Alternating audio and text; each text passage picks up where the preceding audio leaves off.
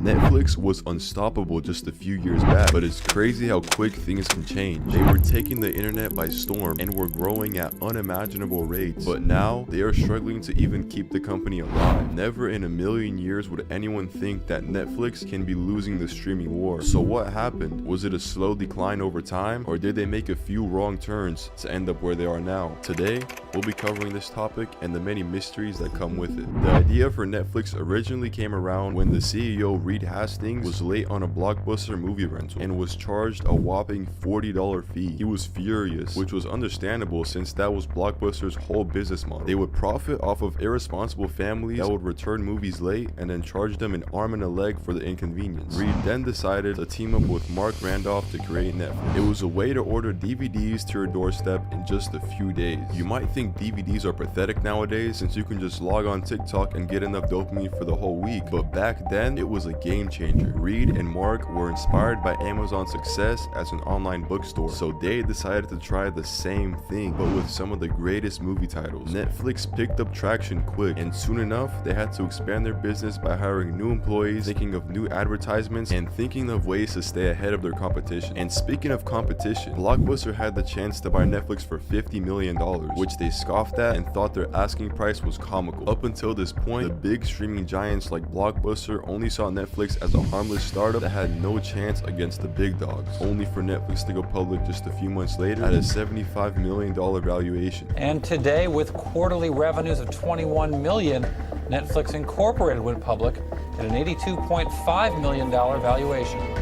Both Blockbuster and Walmart slowly realized who they were up against and began watching every move Netflix made. Now bigger than ever, competitors saw the potential that the Netflix business model had, so they tried to copy them, but ultimately failed tremendously. During the last few years of Blockbuster's dynasty, they tested the markets with their own DVD service, but gave up real quick. Netflix was at the top of the charts, and they weren't ready to stop growing. Things were changing very quick, and before long, Netflix thought about how they can use high-speed internet to their advantage and remove the large inconvenience of having to wait for the DVD to arrive. In 2007, Netflix launched a service called Watch Now along with their Netflix 2.0 update, which was exactly what it sounded like. You were able to choose from up to 5,000 different titles and watch them right now on your device. Believe it or not, Netflix didn't think too much of this new service and didn't ever think it would surpass their DVD business, but boy were they wrong about that. By 2010, Netflix had signed contracts to support online streaming on various devices like Xbox, PlayStation, the Wii, and many more. This was the same year where it was clear that online streaming was what they should be chasing. In fact, 99% of Netflix users were using the platform strictly for streaming services. If you go to the internet,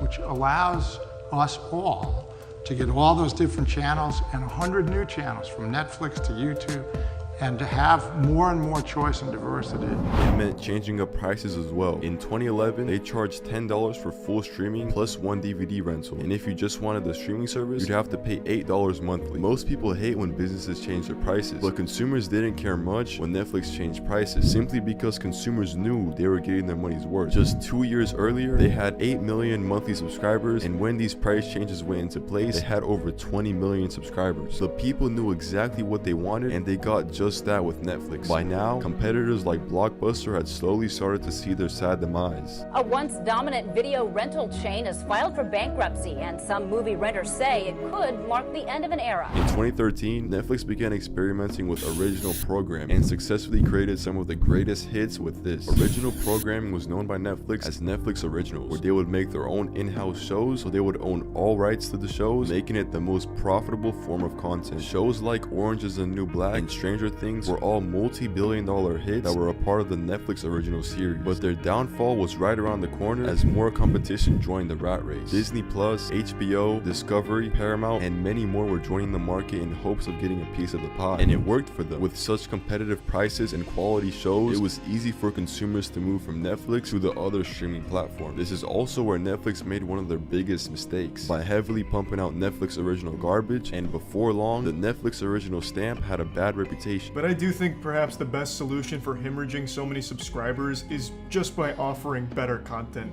This is quite literally like that Twitter meme of make better content or I'm unsubscribing. That is actually happening to Netflix right now. Many good shows that people wanted to see eventually got canceled. It's crazy how original programming was what helped Netflix get to the top, and it's also part of the reason they fell off. This should have been a wake-up call for them to immediately change something, but they were oblivious to the feedback and continued. This was right around the time when people were staying home for lockdown, so streaming services were growing quicker than ever, and Netflix stayed afloat for the meantime. Before long though, people realized there was better quality content out there for a better price. Therefore, when April 2022 rolled around, Netflix reported that they lost 200,000 subscribers, which was its first decline in a decade. Shares of Netflix are on track for their biggest fall in more than a decade. That's right. The streaming giant's stock price plummeted after the company reported it lost subscribers for the first time in more than 10 years. After their stock plummeted 70%, they were now in a severe panic and began pulling out all the excuses in the book, which all seemed like a cry for help. They blamed their decline on password sharing and people going back to their jobs, but the truth was that their competitors had the same conflicts, except they were able to continue growing nonetheless. Let's say, for example, you were put in this position where everything seems to be failing right in front of your eyes and the chances of surviving seem slim. Customers are complaining about your prices and your lack of value. What would you do if you were in place of the CEO? Surely you wouldn't raise the prices once more. Well, to try and control the damage created, Netflix raised their prices once again and was now the highest priced streaming service with the lowest quality. This might have been one of the worst decisions from Netflix. They were desperate at this point, and competitors began to take over. Streaming services like HBO Max held the crown for the most liked streaming service by consumers. Another reason why Netflix lost so many subscribers was when Russia declared war on Ukraine. So many blue chip companies had to stop all business in Russia. This included Netflix, and they removed all subscribers that were from Russia, in turn causing them to lose over 700,000 subscribers. This was a tough loss for them, but it was only temporary. Netflix began digging into some of their core values and changed them in hopes of saving the brand. Just last year, they disabled password sharing, but it was breaching the beliefs the company had in the past of allowing password sharing. Netflix once sent out a tweet that read, "Love is sharing a password."